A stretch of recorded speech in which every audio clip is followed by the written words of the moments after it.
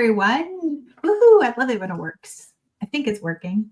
I'm excited to be here for our first live stream with our speakers. So today I have with me Liz on the web and then Kelly from Kelly Rousseau. Did I say that right, Kelly? When I said it out Perfect. loud. Okay. Absolutely nailed it. When I say it out loud, it doesn't sound right in my head. But I'm excited. We're going to talk about some Instagram stuff today. But first, I would love it if you two ladies want to introduce yourself and tell us a little bit more about you. Go ahead, Liz. Sure. So I'm Liz Elliott from Liz on the Web. I'm a former corporate attorney turned online business strategist and Instagram growth expert. I specialize in helping small businesses of all types, set up the right systems and strategies to grow their business and use Instagram to both grow their business, but also as a content funnel to actually, not just grow on Instagram, but actually make sales and build your brand. I love it. Like, we're not just on there to waste our time, right? Although it feels like it some days. Followers don't equal money. Right? Exactly. But they can. And that's what we're going to talk about, right? They can if you know how to do the right content strategy, but exactly. Right. Exactly. So you can catch Liz's session today. So when you're done watching lives, make sure you jump over and watch her session. And Kelly, do you want to tell us a little bit about you? Sure. Hi, everybody. My name is Kelly Rousseau, like Liz. Not Liz, Shelley. I've got Liz on the brain now. I'm thinking, trying to commit Liz's things to memory. Like Shelley mentioned in the beginning, I'm from Cape Town in South Africa. So it's currently 6 p.m. And I saw some other South Africans in the chat with us as well. So hello, everybody. Nice to see you. I'm a cricket crafting creator. So I teach people how to use their cricket machines, how to make many different things. One of my favorite things to use my cricket for is print then cut.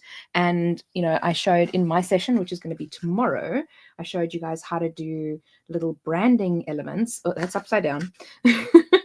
So as an example, you could make like this with print then cut, and it's a little pillow box.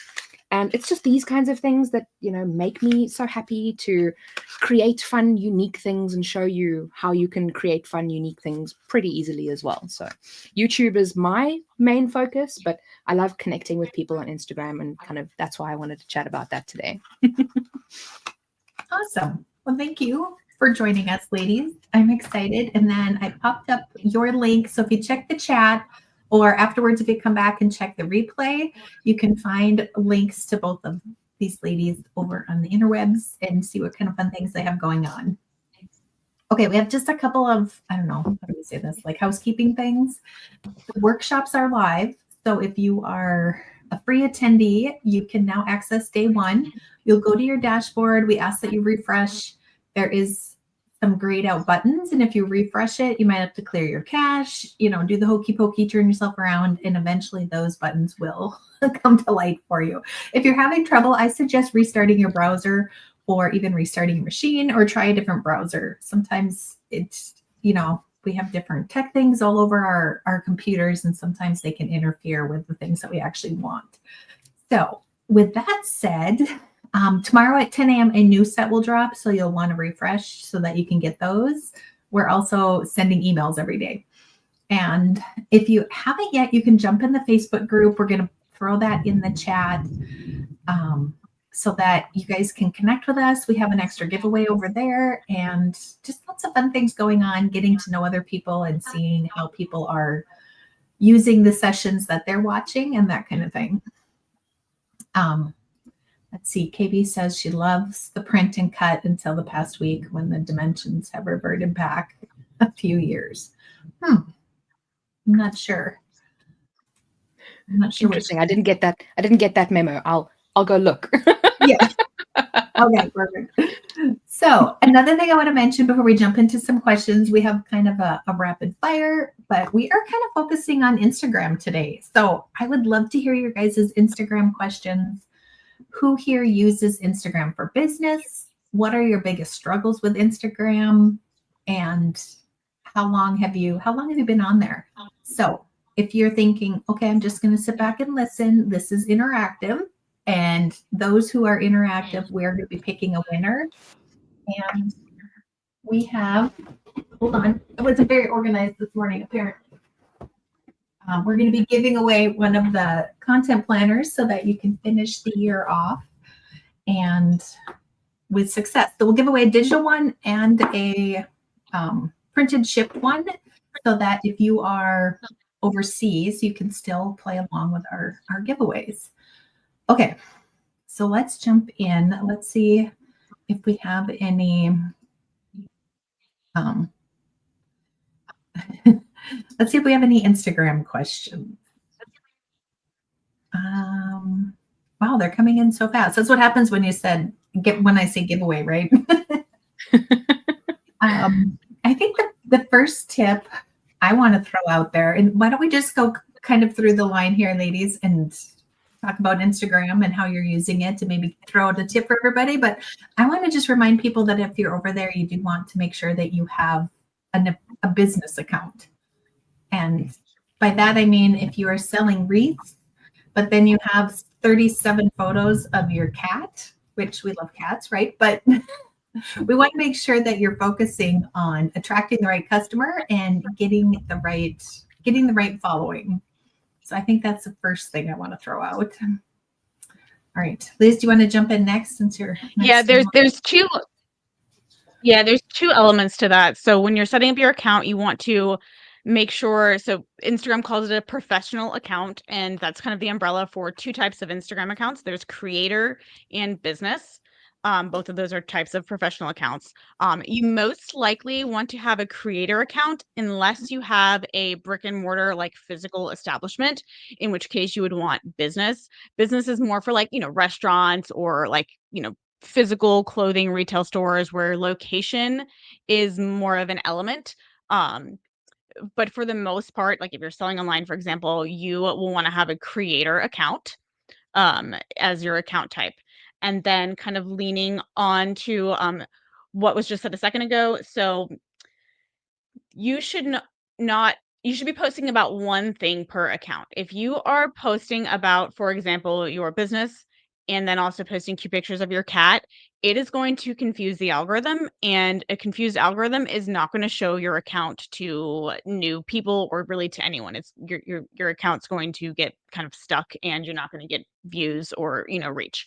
Instagram, the algorithm looks at your account as a whole and at each individual piece of content in order to try to figure out who to show your content to. And if the algorithm can't get certain enough and confident enough about what your content is about consistently, then it's not going to show it to anyone because it needs to know that, okay, we know this content is about XYZ and we know these people like XYZ, so let's show it to them and see how it goes. If it can't get that degree of certainty, then it's just not going to show it to anyone. It's the real estate of showing up in a feed is far too valuable, and you're just not going to get shown to anyone. So it's really important to keep your content focused only on your offering, helping your target audience, and keep the cat pictures and the vacation pictures from your family on a personal account.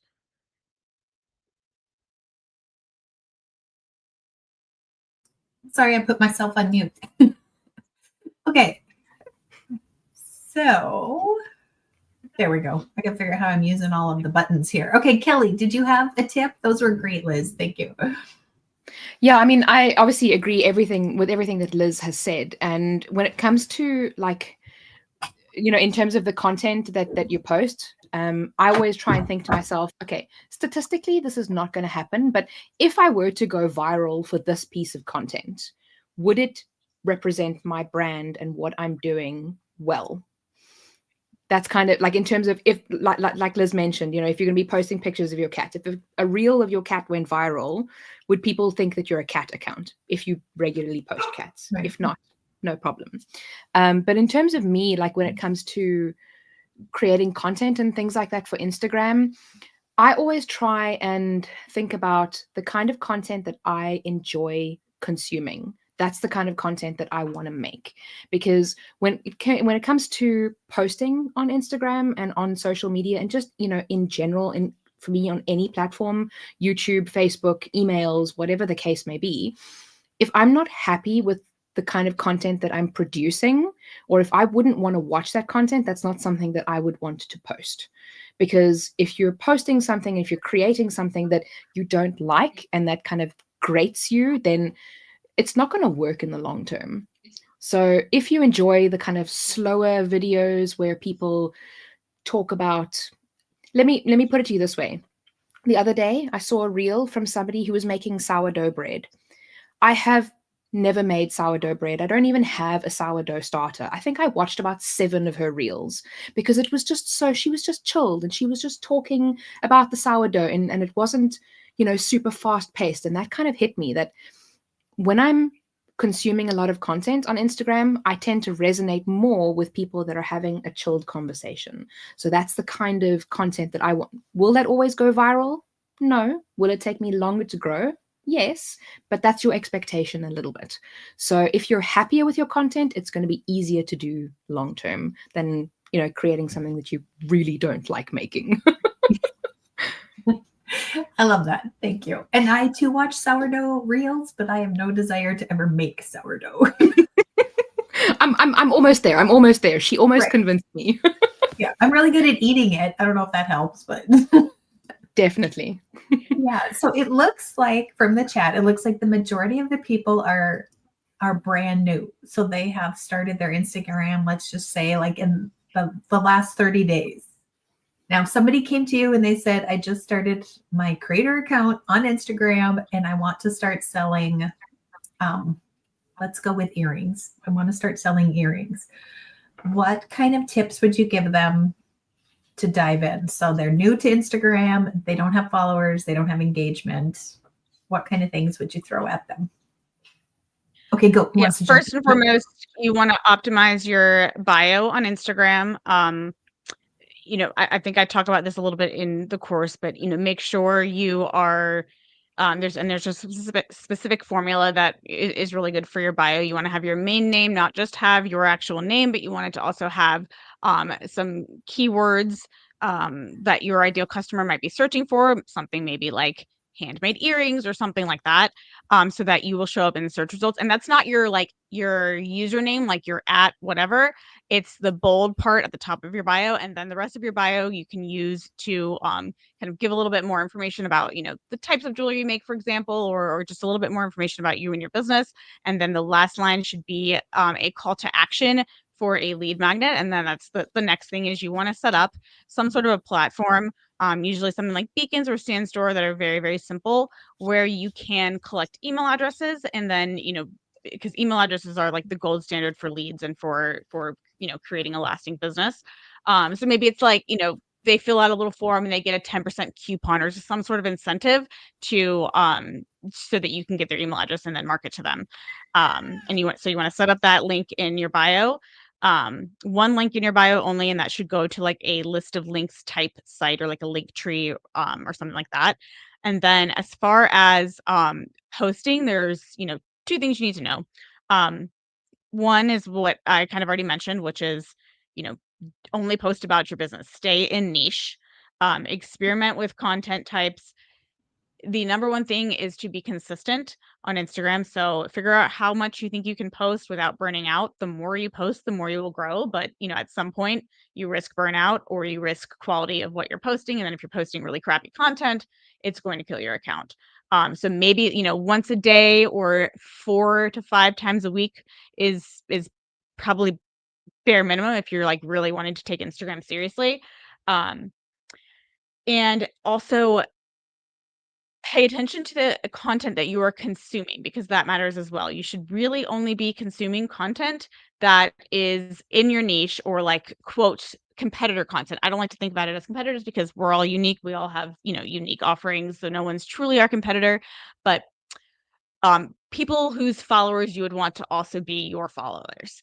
So that's the kind of content you want to be consuming. And by consuming, I mean engaging, liking, commenting on, like all of that. It should only be in niche for the most part. Like 80 to 90% should be in niche. You can also follow like small business experts, Instagram growth experts, like those kinds of accounts, because the algorithm will understand that that you're a small business, so that's why you're following that type of account. But it should be like quote competitors and then accounts that serve your business, essentially.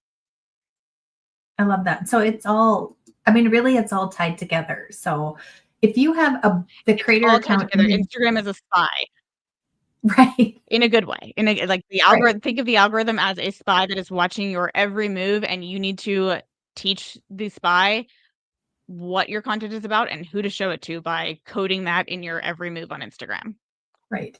And sometimes it feels creepy, but I always tell people it's a good thing because my husband and I sit in our hot tub at night and he's scrolling Instagram and I'm scrolling Instagram. Like, I don't want in my feed what he has in his feed. I want to hear about disc golf and fly fishing. And he doesn't want to hear about cricket crafts and planners and those kind of things. So I think it's, when people first jump into it, they're like they almost feel stalked, but it's really how you get what you want to see on your algorithm and then kind of helps build that bucket with all those people. Okay, love it. Thank you. Kelly, I saw you had like a little whole posse of cats running around you, but it's like, I think it's maybe because I was talking and then they're like, oh, mom is actually home and mom is here. Let's come and jump up and say she must hi. be talking to us. Yeah. I mean, who is she talking to? My husband's gone to gym, so there could be no other people that, we were talking to. Yeah, exactly. That's funny. So how about with your cricket niche? Like, what have you found that helped What you, I've found, jump into it? like, as an example, I had it in my head earlier on, and now the cats and the ADHD now broke my train of thought and completely stole the idea out of my head. I think it was a case of for me, I like to assume that the people that are going to see my content, especially when you're starting out, nobody knows who you are. Nobody knows what you're doing. Nobody knows what you're here for. So you need to kind of make it painfully obvious what you do and not, Fred, this is live on the internet, please. And kind of assume that nobody knows what you're about, what you've got to present to them, what you have to offer. So you have to really make sure that everything is super, super clear. Like, if you're going to be posting crafting content, don't have a picture of a cat as your profile picture, or, the name shouldn't be something completely random like bread, because then you're sending completely different cues to people who might want to follow you. You kind of want to make sure you want to lay it out like as obviously as possible.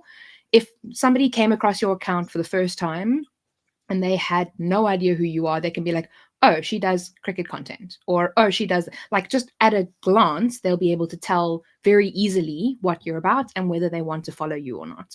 And it's kind of like a little bit of a hard pill for me to swallow, because when you go and posting on Instagram, those posts obviously get pushed out to many, many people. Those kinds of, you're not going to get tons of followers from them unless you are true to what you're going to be posting, and like I said, make it obvious as to what you do, how easy it is to find you, that kind of thing, if that makes sense. Yes. No, I love it. I think that kind of speaks into the SEO that Liz had kind of mentioned, or making sure that we're keeping in that niche. Okay. Exactly. It looks like we have a couple of questions. So how about if I just throw them up and we do kind of a rapid fire? How's that sound? This one I think is kind of a loaded question, but let's start with this one. How often do you post on Instagram? So, and I think, I know both of you ladies are probably more advanced. So if you could answer this in the frame of 30 days after you opened your account, and then as your account grows, would you answer it differently? So, yes, but not in the way you would think. So when you first start your account, the more data points that you can give the algorithm very early on, the faster the algorithm will become trained on your account. And that's kind of the term for the algorithm learning what your account is. So like, if I were to start a brand new account today, I would be posting like 4 to 5 times a day for the first 2 to 3 weeks. And I would be focused a little less on quality and more on making sure I'm feeding the algorithm the right keywords, the right SEO, especially in my hooks and in the first line of my caption. Like, I wouldn't try to have, like, I don't know, 10 out of 10 quality content. I would, especially if I'm posting 4 or 5 times a day, that'd be like nearly impossible. But I would be focusing on my content being like a 5 or a 6 or a 7 out of 10, but just using the same keywords, same SEO over and over and over again in each of my reels or carousels. And that is going to help the algorithm catch on very quickly. Now, and then you can, once you feel like the algorithm has caught on, and you'll notice it, because you'll notice that you're getting more views, and then you notice that you're getting more engagement, and that the people that are engaging, seem to be the right people because they are continually liking your content, following you. You'll notice when it starts to catch on. Then you can start to dial it back. I recommend you choose a number of how much you think generally you can post per day. So say you choose the number 2. You should never stray from that by more than one like standard degree of deviation. So if you pick 2, most days you should do 2. Some days you can do 1, some days you can do 3. If you pick, just for an example, if you pick 4 as your number, most days do 4. Some days 3 is okay. Some days 5 is okay, but don't do 1 or 2, or don't do like 8.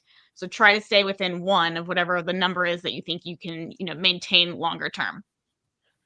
I think that sounds great, because they really do love the consistency.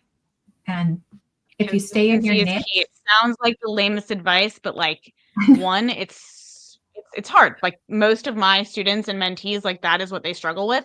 And you can't really, if you're inconsistent, like if you skip a day posting, or if you're inconsistent like that, you can't get valuable enough data upon which to iterate, so that you can, really analyze your content, know what works, know what's going to grow, because you have this inconsistency variable that's throwing your data off. Yeah, for sure. And if you are thinking, if you're listening to this and thinking that's like my biggest sticking point, make sure you come to the live tomorrow with a Smarter Q, because we're going to talk about using their app to post consistently. And it's crazy how much that could be a game changer. And I think you can that also just schedule on that, content ahead just within the Instagram account or Instagram app as well to help with consistency. I have ADHD too, and sometimes I'll be like, have 10 ideas for a post, make them real quick, and like I want to post them all right then. But Great. you can just schedule them out even big struggle. Yeah. We get excited about that content. We're like, everybody needs to see this now. And then sometimes when I post it, I'm like, oh, I forgot how good that was. Okay, maybe that's just me. Kelly, did you have one? Yeah. So, and in terms of like on the content itself, and I love that Liz's cats have also now joined the chat. That just makes me very happy. Hilarious. 3 out of 4 of them are here. I love it. I love it. But yeah, in terms of like posting consistently and things like that, it may seem really, really daunting to like think about posting twice a day or 4 times a day or whatever the case may be. But I like to, when I try to be posting consistently, I have ADHD. I'm not in my social media. I'm not on top of my social media at the moment. I'm just coming out of like a very big slump. So I'm like slowly starting to get back into everything. But when it comes time to planning the content that I want to post, I try and just think about, okay, what is my business about? My business is about cricket crafting, right? What are 4 different things within what I like to talk about that I can post about? Okay, I can post jokes. I can ask people questions. I can post a tutorial, or I can give people a quick tip. All right, so there we have 4 different things. So that's essentially 4 pieces of content. Now you can take one topic and make 4 pieces of content out of that one topic. And if you then take 2 or 3 or 4 topics, you've now got, 12, 16, 24, maths is not my strong suit, so I'm going to stop there, pieces of content that you can make from like, just a few different topics. So if you have 4 topics, and you have these 4 different pillars, you can then make 16 pieces of content. So now posting twice a day for 2 weeks doesn't seem so daunting, because you have a lot more things that you can post about. And not only does this help with like for me to get the creative juices flowing, but it also helps to figure out what my audience actually wants to see. Because after a month or 2 months or whatever the case may be, I can look back on all of that and go, okay, every time I posted a joke, it got 3 likes. But every time I posted, a quick tip, that got like 100 likes or something like that. So that's obviously what my audience wants to see. And then I can ask myself, is that something that I want to lean in on? Or do I want to maybe try and, set up my jokes differently, or try something instead of jokes? Because, Or maybe that kind of stuff. funnier. No, just kidding. Yeah, exactly. If I were funnier, would it have hit better? Is my humor just too dadified? You say that because she's very funny. I love that. Okay, so both of those answers are great. And I do love this, Terri. You need to get the planner so that you can show up daily. And after this session, our next one at 12:30, I'm actually going to be talking about figuring out what to post. So you can take what you learned here and then add that on as kind of step 2. See, I try to use a planner to try to stay consistent. And the nice thing about the planner too is it's not a planner. So if you think I'm not a planner person, you can use it for your business and you don't have to get bogged down in the planner part. It's a great planner. Highly recommend it. Yeah, thank you. I love mine. Okay. So Cami says, if you miss posting a photo from a vendor market that you were selling at, is it okay to post it later just to get those photos out there?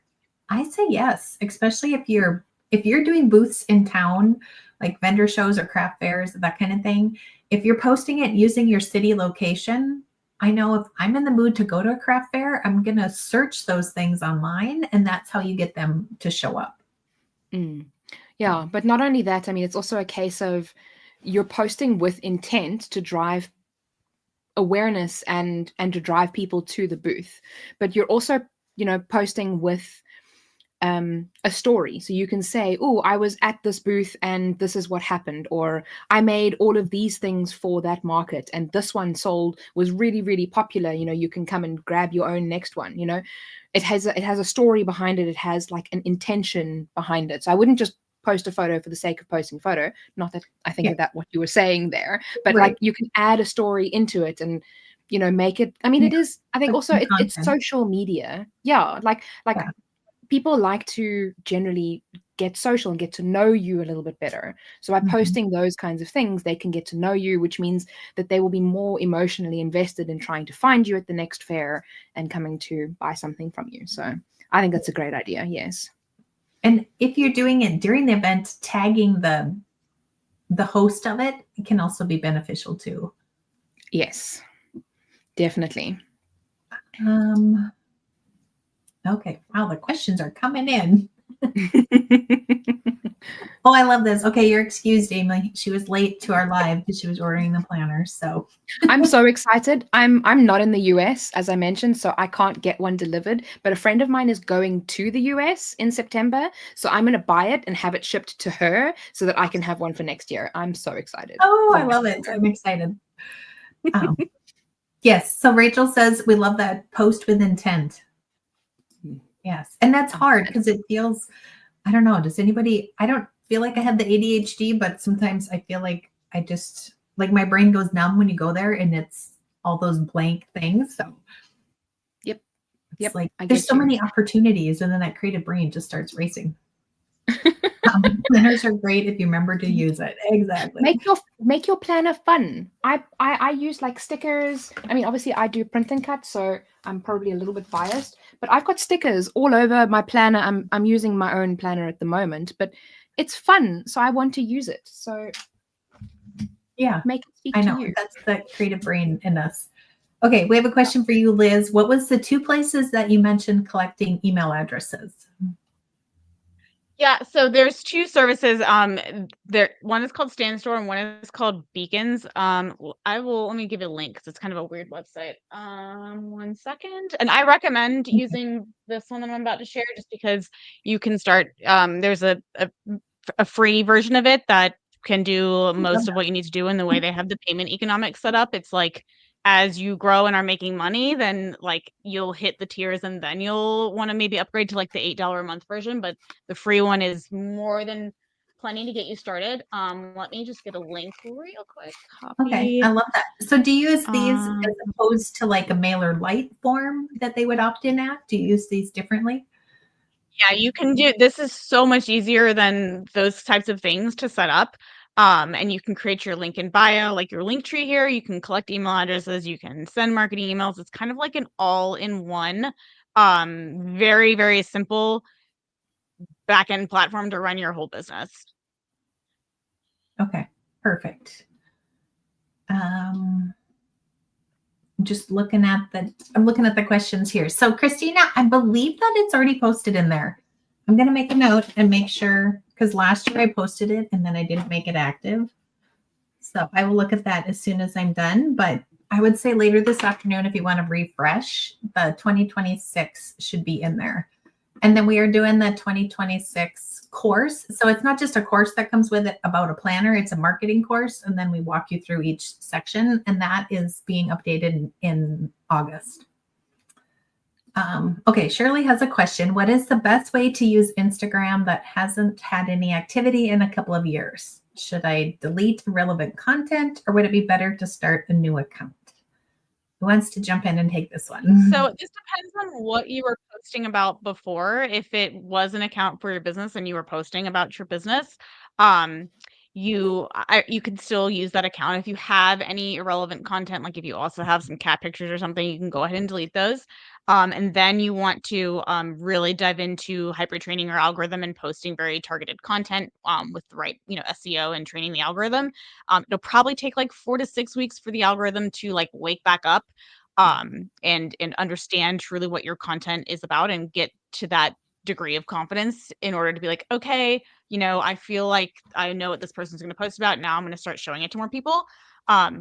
If it is a totally like unrelated account and you weren't posting about your business, or you weren't, or maybe it was like 20% about your business and 80% about other stuff, I would just start a new one and make it fully focused on your business.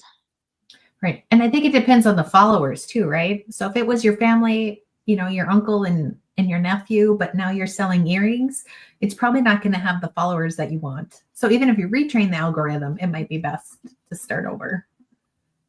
Absolutely. Because I mean, there's no real benefit to having 100,000 followers on Instagram if 100,000 followers are all females and you're going on there talking about men's underwear. I mean, there might be a little bit of overlap because there might be some wives that buy their men's underwear, their husband's underwear.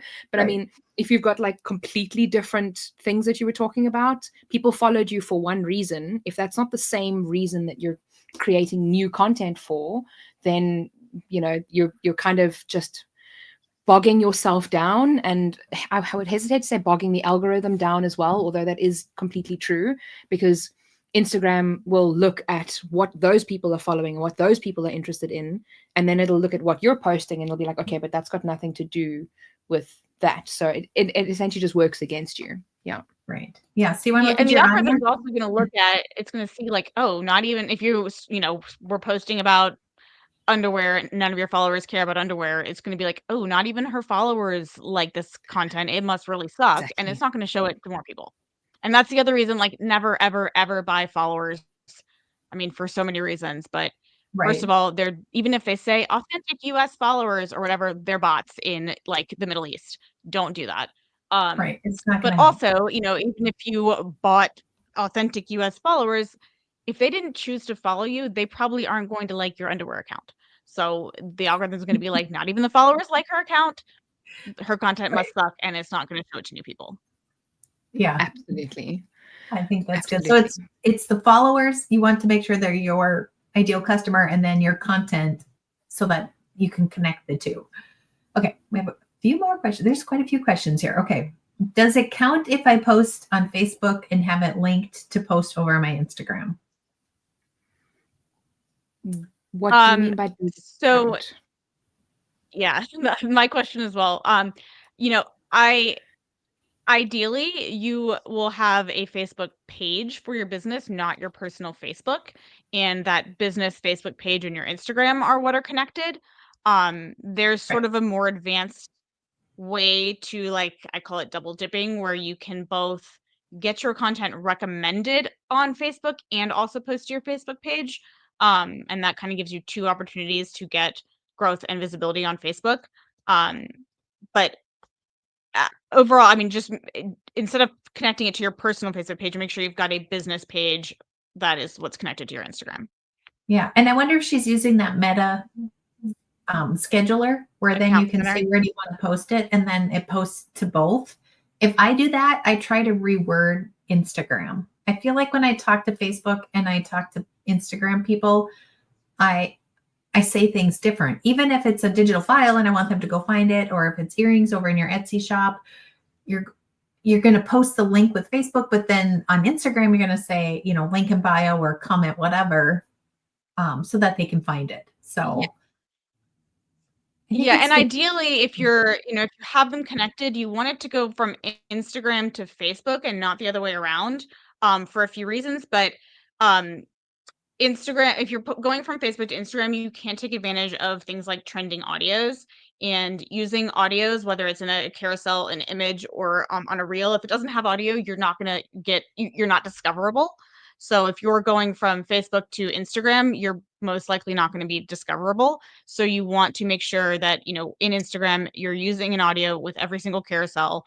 I recommend using like some of the like ambient type audios that don't have a lot of words for carousels. That just tends to do better, and then send it from Instagram to Facebook, as opposed to from Facebook to Instagram, because then you miss out on all that. Yeah, I love it. Okay. Now, somebody asked,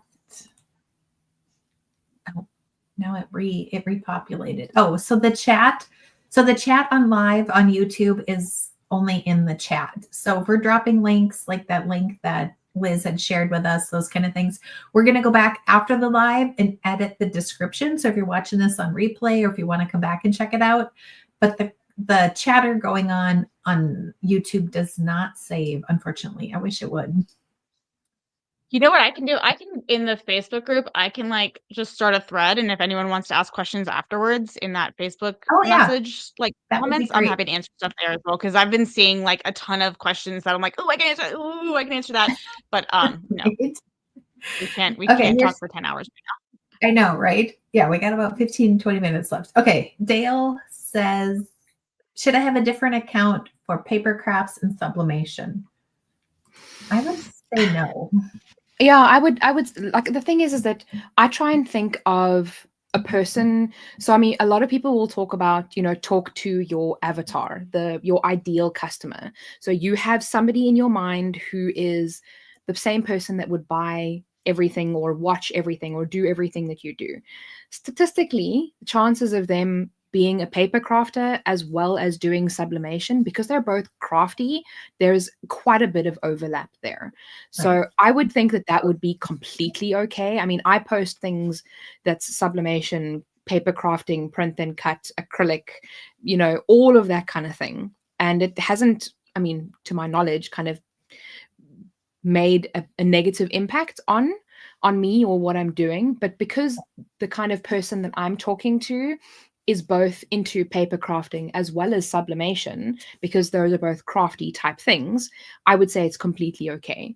But if I were to start posting about, I mean, and then this might be a little bit of a controversial topic, but if I would start talking about, like using a lathe, or, which is weird because that's the word that comes into my head. I'm trying to think of the machine that makes divots on the wood, the CNC. I could think of the word lathe, but not a CNC. But those are like heavy duty materials. And while they're still kind of crafting type things, my ideal person, or the avatar that I'm speaking to, the chances of them doing that kind of heavy duty crafting as well as paper crafting and sublimation is really small. So I wouldn't talk about those kinds of things. Yeah. Just because I don't feel that there is very much of an overlap there at all.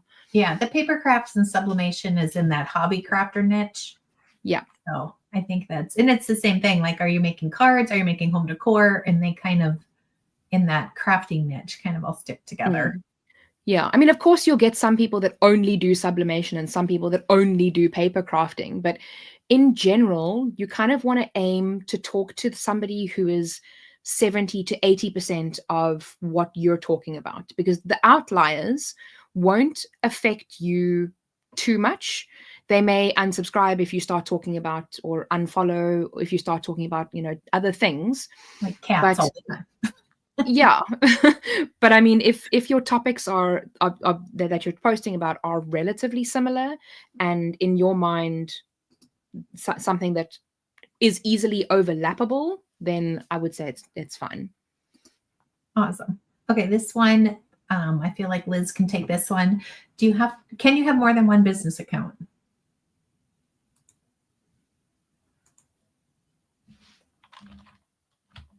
Whoops. I think you were muted. Or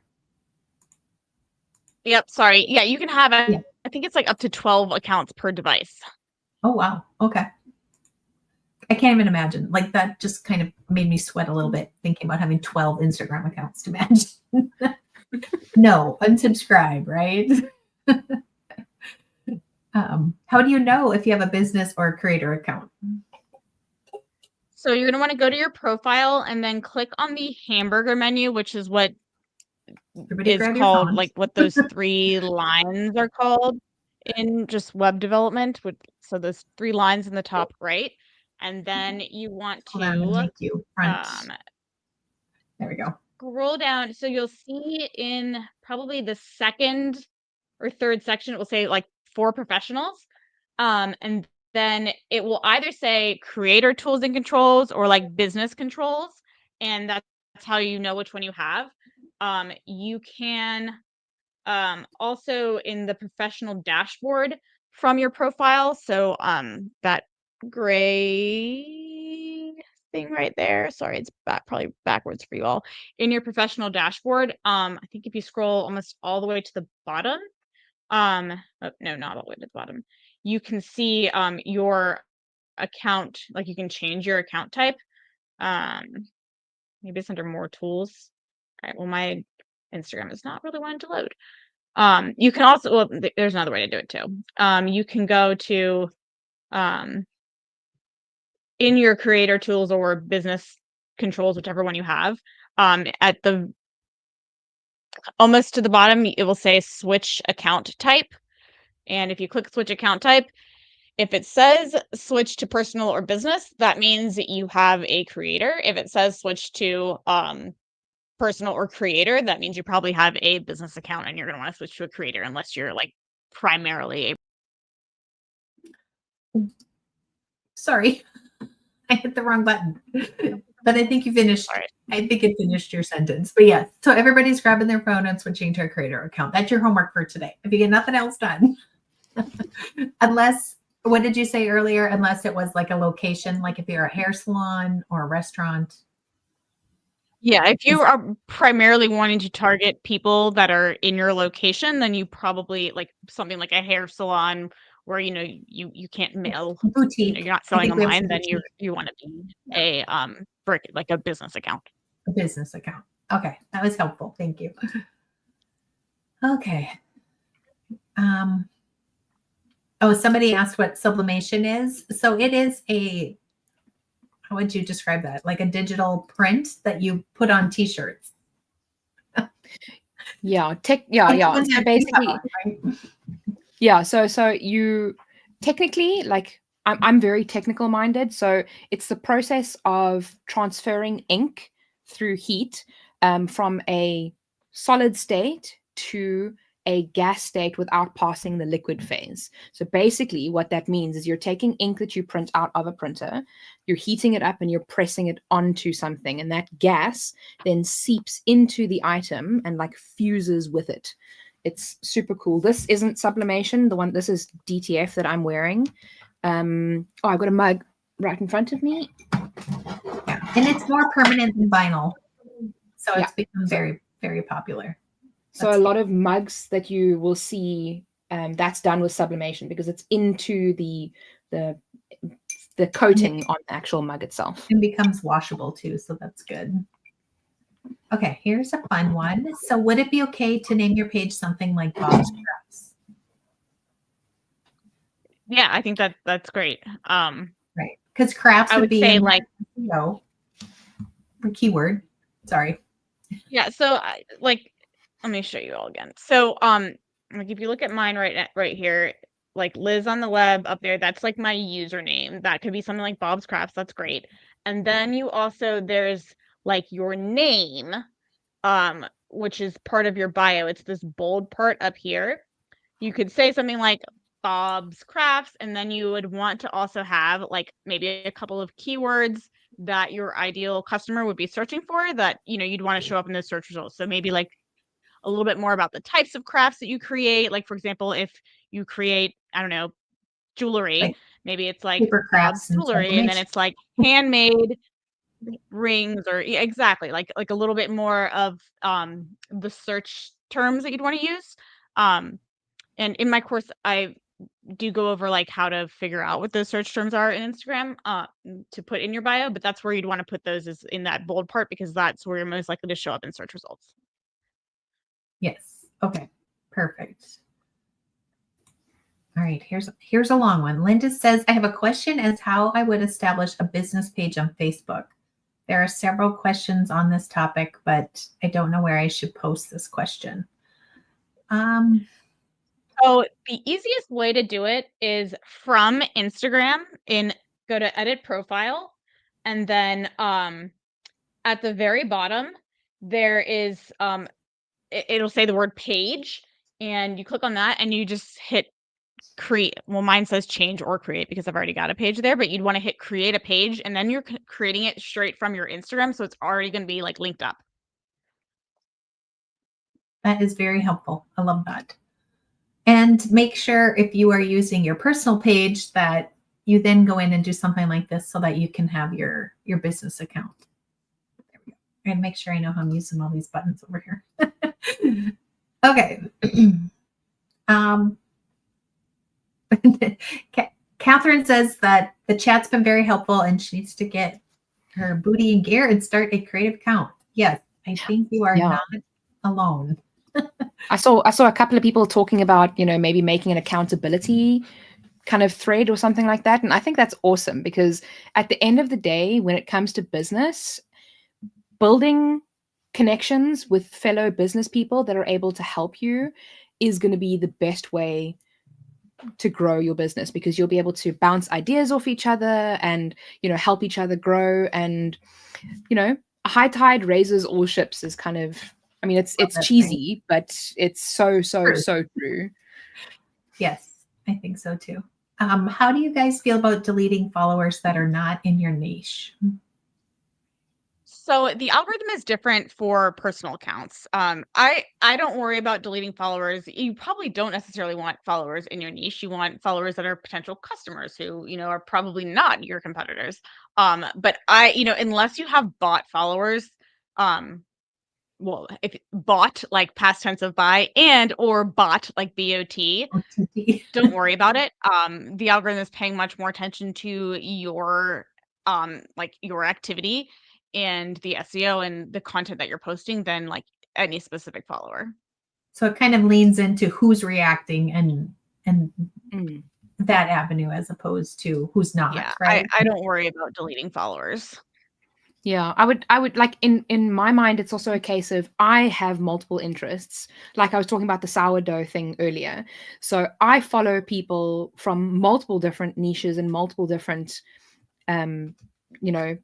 walks of life and things like that, but I engage with all of those accounts. So as long as those followers are engaging with your accounts, I don't think, for me, it's I wouldn't remove them. And I would think they know that, I'm going to follow the craft bloggers and that kind of thing, but I'm also going to look at hairstyles and those, sourdough, those kind of things. So making sure that you're staying on target, I think, is a better place to focus than not on target, right? All right. Yeah. So Tamara asks about, she has a blank page. What is her first Instagram post? So I always recommend pretend it's your 50th post. Don't, overthink it. I think, stressing over a first post becomes such a blocker for so many people and so many students, and they don't know, like, what do I do? What do I start? And I just recommend skip it. Pretend it's your 50th post, just dive in. And then later on, if you feel like, doing a like about me or like more of an intro post, do that later. And then you can just pin it to the top of your page. But just pretend it is your 50th post and hit the ground running so that you don't get into the habit of overthinking. That's kind of one of the biggest, issues that my students have on Instagram is overthinking each post, overthinking content. No one's going to remember what you posted yesterday. Like people are scrolling through, they see your post and 1,000 other posts. No one cares about your content nearly as much as you're in your head about your content. So first post should just pretend it's your 50th post and just go. I love that. I think that's way more effective than the, hi, I'm Shelly and I like to drink coffee and make earrings. Those are good posts, I think, and they'll help the algorithm, but I love that. Just jump in at your 50th. Yeah. I mean, it reminds me of something that a creator that I follow on YouTube, Jazza, he's like an art creator. He said that whenever he gets a new, I think it was him that said, whenever he gets a new art book, he takes the first page, he takes a marker and he just scribbles all over the page. Because it was exactly like Liz was saying, you always get like that intimidation of, oh, I've got nothing on there. I don't know what to post. There's nothing there. So he scribbles on the first page so that the notebook is now no longer new and that he doesn't mind drawing in the notebook. So it's kind of, for me, it's exactly the same principle. Also, nobody's going to see or nobody's going to remember your first post. Your first post is probably going to get like 10 impressions. So at the end of the day, it doesn't actually matter what you post because it's not really going to be seen and you need to get your first post in order to get your 100th post. So it just doesn't matter. Yes, I love that. Okay, somebody asked about the beacon. This was the email sign up, so we just dropped that in the chat, and then Rebecca will make sure we add it to the replay, so you can find it in the description if you're watching the replay.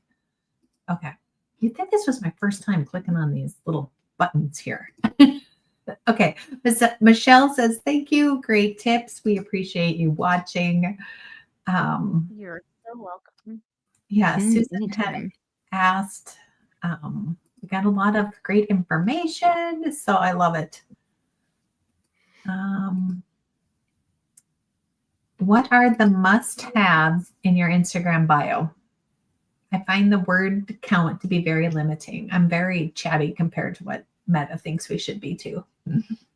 Yeah, the Instagram bio, super valuable real estate, and you have to be very strategic about what you're posting there. I recommend first line is, a little bit who you help, how you help them, or, in the case of, if you're a crafter or a maker, kind of what the value is and what you make and what you provide. Maybe second line, you could add a little more color to that, or a little bit of a like credibility type things, like if you won awards or just stuff like that, if you want to kind of hit on that. And then the third line should be a call to action, maybe something like 10% off coupon code, or something like that to incentivize people to click onto your link in bio. I love it. Where did it go? Okay, there we go.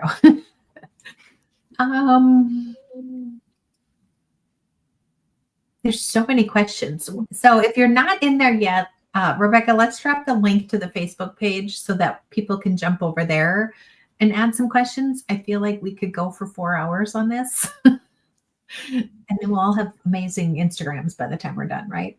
Do you actually, this is a good one. Do you actually post your products for sale on your postings? And if yes, do you include a price? Let's pretend she's selling earrings. So generally, I recommend that about 80% of your posts.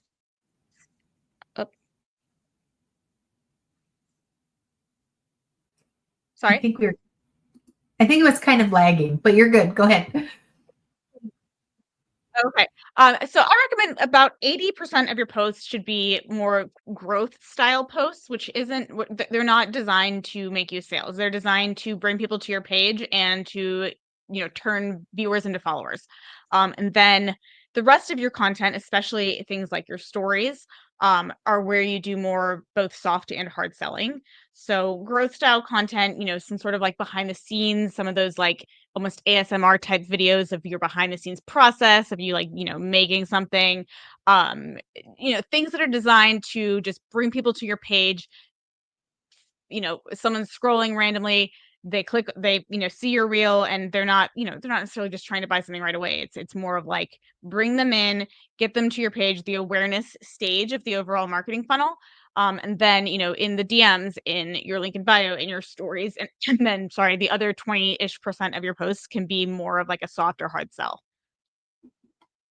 Okay. I like that. Now I have to find, there it is.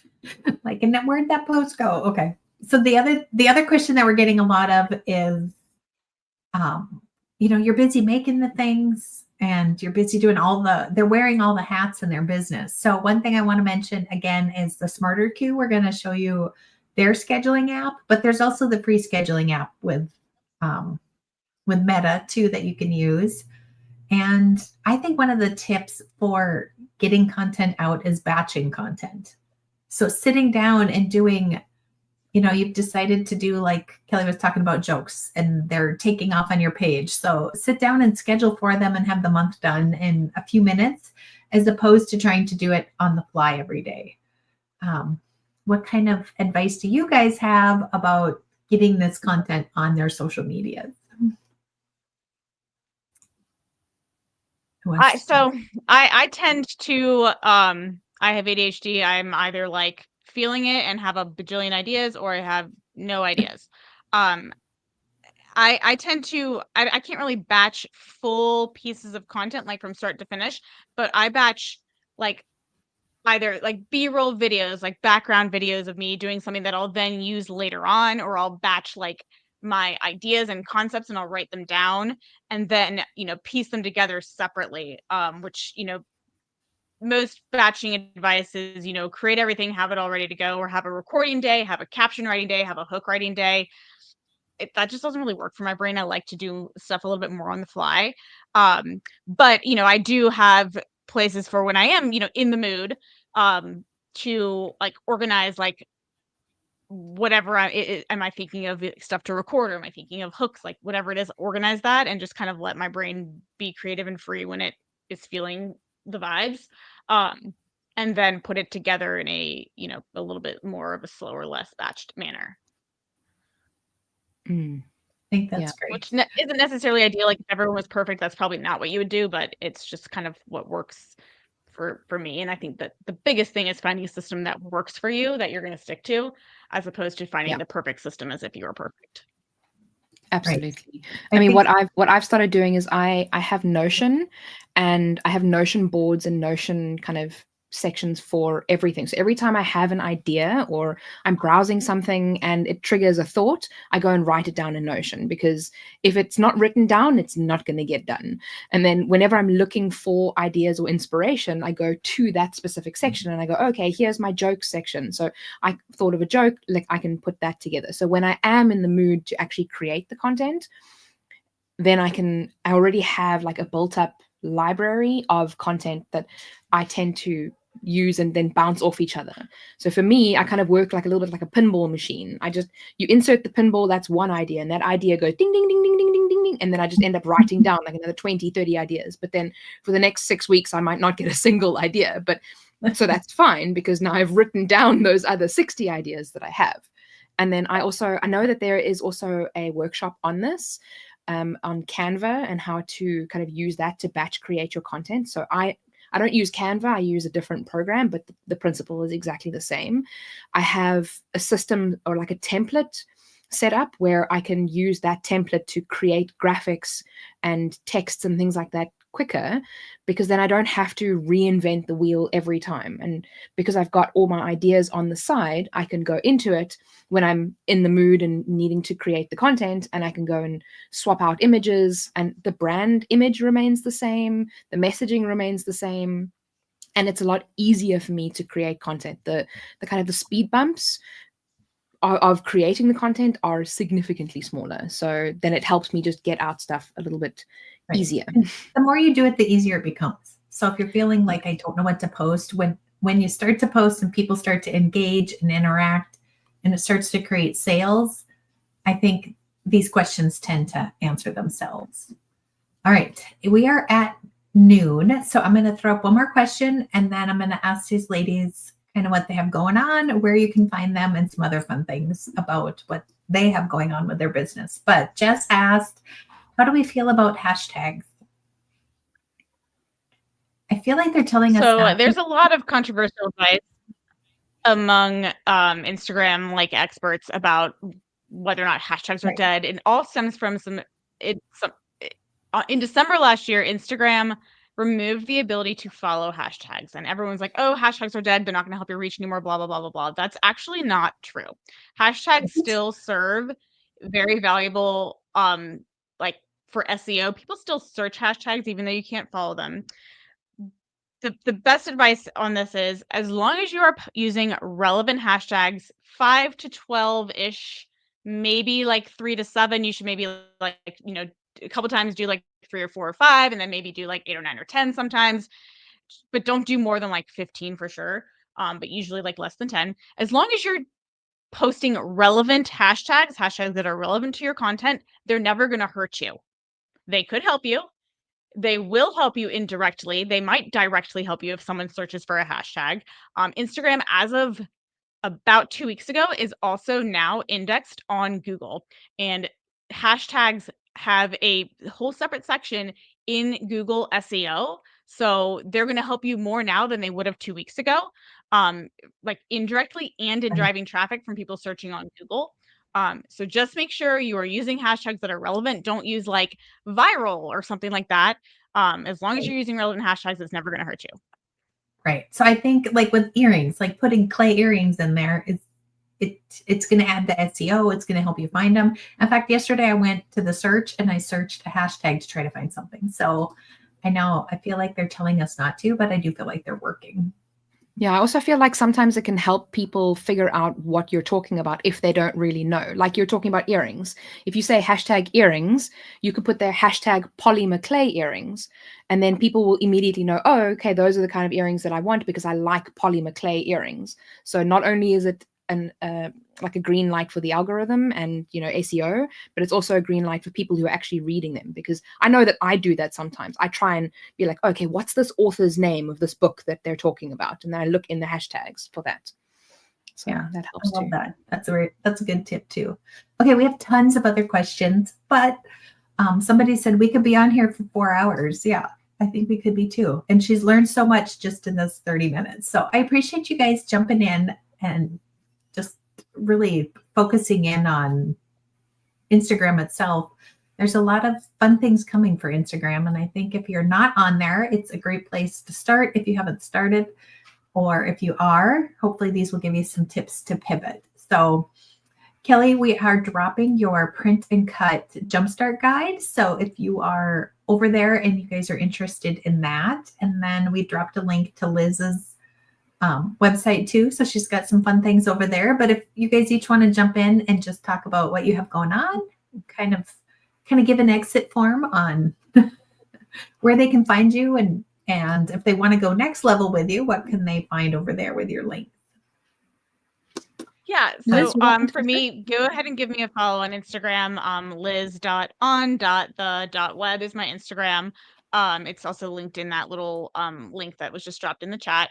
I've got a couple of things. So I have like individual audits I can do one-on-one, or talk one-on-one about your Instagram. I also have an Instagram course called the Instagram Edge that teaches everything. It's recorded. You watch it on your own speed. It will really help you. One of my most recent students bought it end of June, and when he was at like less than 1,000 followers and had been posting for a long time, he is at like 20,000 followers now, just in the last 3.5, 4 weeks from my course. It's super helpful. Goes through everything like very beginner all the way to more advanced stuff. I also have a monthly membership and this is super helpful. One, for it's mentorship with me. There's like weekly live calls, questions. You get direct access to message me with any questions. There's a 5-day free trial. It's linked in that link thing. It's called Uprise. And you also get daily custom content created for your brand. So basically I do all the research on like trends and SEO and everything for your brand. And then each Tuesday you get 7 pieces of like trending type content specifically for your brand to, help grow your Instagram. And that can help a ton with not having ideas of what to post, with staying consistent. You just kind of like copy paste it onto like the words onto your video and captions and all that. And it makes it a lot easier to post, saves you a ton of time so you can actually focus on your business. I think someone mentioned earlier in the chat, like Instagram itself sounds like a full-time job, and it is. And this is kind of my I don't know, answer to that to try to make it so, hey, you know what, you are trying to run a business and, make your goods, do your crafts. You don't have time to be spending your full time managing Instagram, but you also you want to hire a $50,000 a year, content creator or social media manager. So this is kind of like a very low cost way to do that. There's a 5-day free trial. And after that, it's $97 a month for like all the live calls with me and all the custom content. Great. Thank you. Lots of fun things. I started to. Oh, and I also put in the Facebook page, I started like a thread or whatever. So if you have any questions that we didn't get to here, just ask it on there and I will respond on there. Yes, thank you. I know somebody had commented that she wasn't able to comment on YouTube, and I'm not sure why that happened to people. I don't know if it was the same person, but somebody messaged me yesterday. But I would make sure you're logged in on the platform, and then if you can't, we are live on Facebook and on YouTube. So hopefully that. And again, just jump in the Facebook group, and then you can find that chat. Okay, Kelly, what do you have going on? Yeah, so I mean, I've got the discount for my print and cut jumpstart guide. So that's pretty much just an 80-page guide to help you learn how to use print and cut. I feel like print and cut is the most daunting process in, Cricut crafting for lots of people. And I feel like if you just have somebody to kind of take you by the hand and walk you through everything that you need to know, then you'll be able to make so many fun things. Like I made this little dishwasher magnet that shows whether the dishes are dirty and clean, and this video is going to come out soon, but like that's a fun thing that you can make by using print and cut. And if you just have somebody to teach you what you need to know, what materials you need to use, what mats you need to use, how to set it up step by step, showing you, okay, click here, do that, but also teaching you so that you understand it. Because it's one thing to just follow instructions, but to actually understand how something works means that you'll be in a much better place when it comes to creating print and cut projects.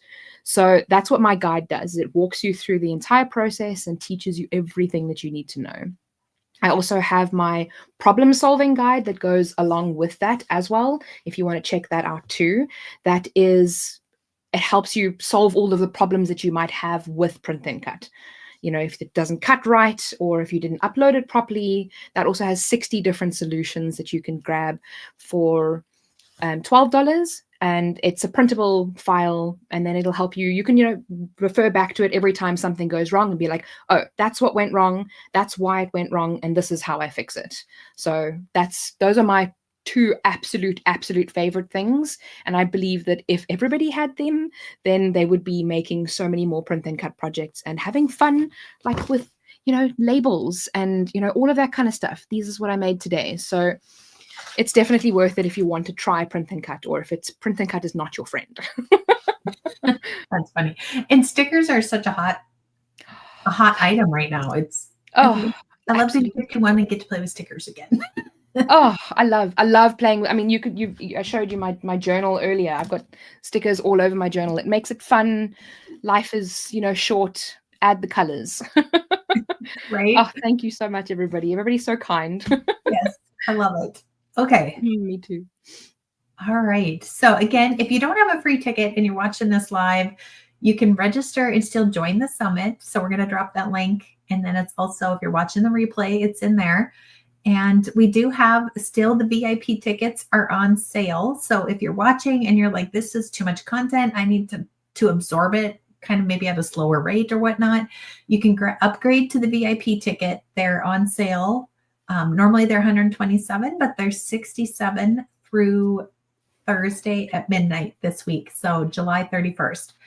And it will give you access to all the workshop replays plus a huge bonus pack. And that's worth about $2,500. So we're going to drop that link here in the comments for the VIP in a minute. It looks like the link that was dropped earlier. Whoops. Those are not the right links. We'll have to edit that one, Rebecca. But we're going to drop the VIP link here in just a minute. The comments are just scrolling and I can't grab them. Sorry about that. And then we do still have our giveaway. So we're not done yet. And we are going to grab a name, and we're going to do one from Facebook and we're going to do one from YouTube, and just kind of a drum roll here.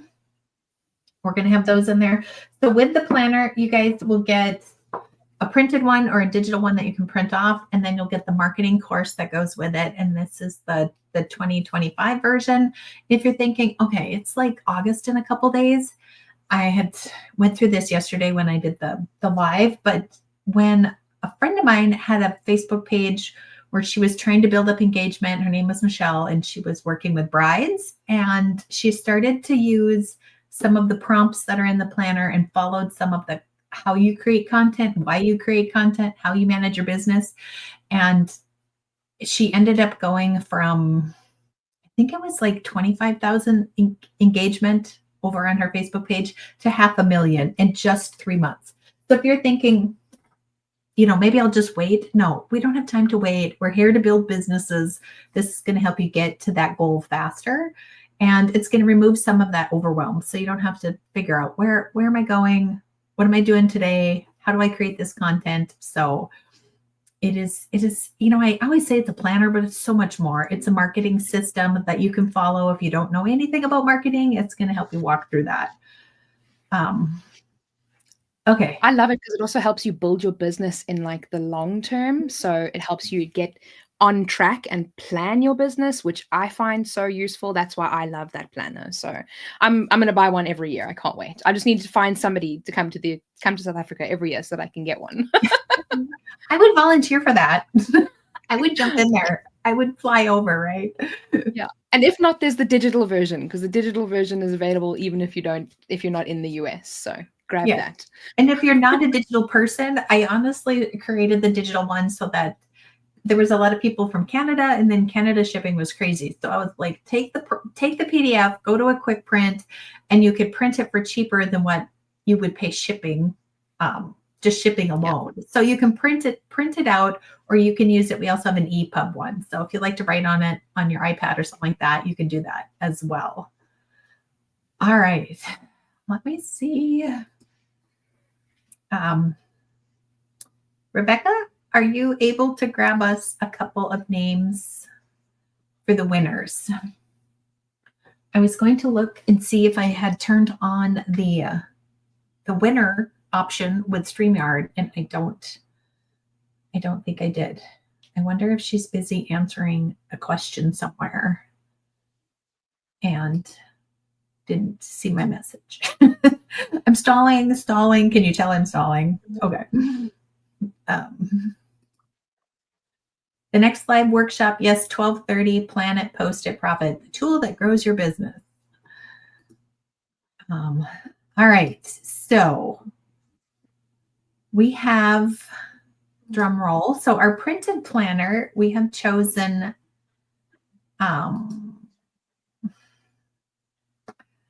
do you have a comment that we could pin, Rebecca? Because I see the name, but I'm afraid that we'll have 17 people say that was them. Are you able to pin comments, or do you want me to?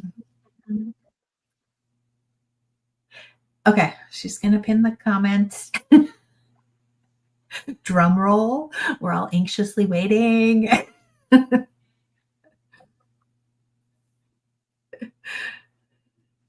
Oh, I think I found it. Yes. Okay, Terri. So Terri, if you could send us an email at hello@wecanmakethat.me, and I love the drum rolls in the comments. I speak very fluent emojis, so anytime you want to answer me with emojis, it's like we just became best friends. Yes, Terri, you have won. Oh, look at that. She even put some drum rolls up there. So you can send us an email at hello@wecanmakethat.me, and then we will get you your printed planner. So now we're going to grab a name off of Facebook, and we will give away a digital planner. All right. Wait for it. And I was worried this morning that I wasn't going to have any envelopes because the planners are selling very well. So we only have, I think, about 15 of the 2025s left. And I was like, I'm going to run out of planners or envelopes. I'm not going to be able to mail them. And then right before we went live, I got a note saying that they were being delivered today. So, all right. Heavens. And then our winner is for the digital planner. I'm going to add it in the chat. Okay. So it's KB Callahan. Well done, everybody. Yay, so exciting. Yes, if you two could email us, and then we will get you access to those. Give us a couple hours through today, but we'll make sure that you get access to those. And then we will see you back here in about 15 minutes. Thank you so much, everybody. Love the energy in the chat. Oh, so exciting. And thank you so much, Liz and Kelly, for jumping on today. I appreciate you being here. Thank you so much for having me. Yeah. And we'll see you guys Happy to help. over Thank you for having me. Yeah, you're welcome. And we'll see you guys over in the Facebook group. Cool. Cheers. Thanks. Bye, everybody. Bye. Bye, everyone.